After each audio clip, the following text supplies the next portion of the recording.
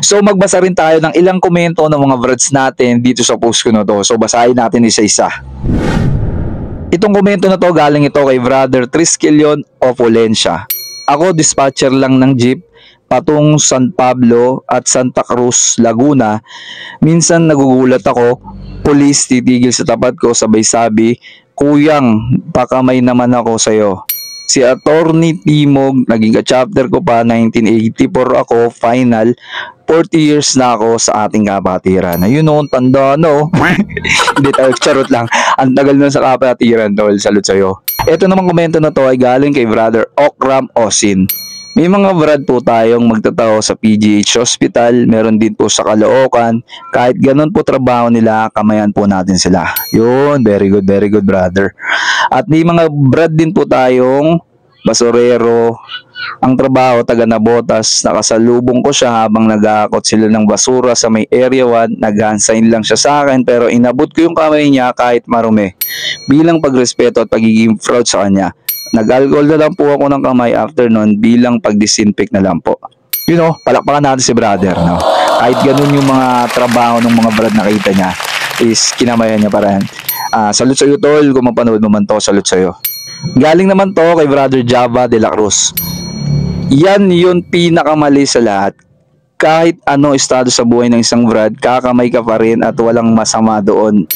Nang masakit yon kumakamay ka sa kolorum. Tama, tol. Kamayan mo na lahat ng lihiti mo, wag lang yung mga kolorum.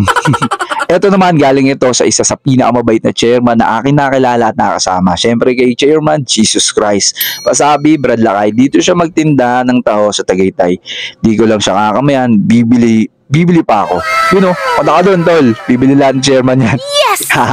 Kidding aside, wag niya bilangin ang wala. Ang pagyamanin niya ay kung anong meron siya. Buti nga siya magdadaho, may work. Ako'y dakilang chemist lang. Kay Mrs. Umaasa.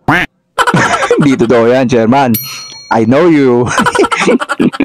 Ito naman galing kay Brother UNGH Santos.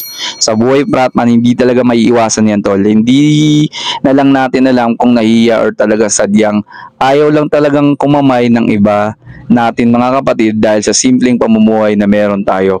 Pero saludong may kasamang respeto sa iyo, tol. Yun nga nakakalungkot, tol. Meron talagang iba dito sa kapatiran natin na bumabase-base sa estado ng buhay ng mga kapatid natin. Sana maalis na natin yung ganong mindset, no? At ito na yung pinaka-last na comment na mabasahin natin.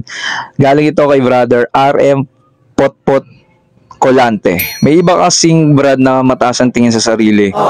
Na kahit parehas kayo ng kapatirang kinabibilangan, dead maka kahit makita or magkatabi kayo or magkasalubong.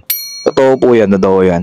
Basta ako, kamayan man ako o hindi, okay lang. Mananatili pa din ang respeto ko sa kapatirang kinabibilangan ko. Isang mahigpit na pagkamay na may kasamang respeto. Salute sa iyo, tol. You know, pares kami ng mindset nito. Sabi ko nga, kung ayaw ko nilang kamayan, edi hayaan mo sila, hindi mo kawalan yun.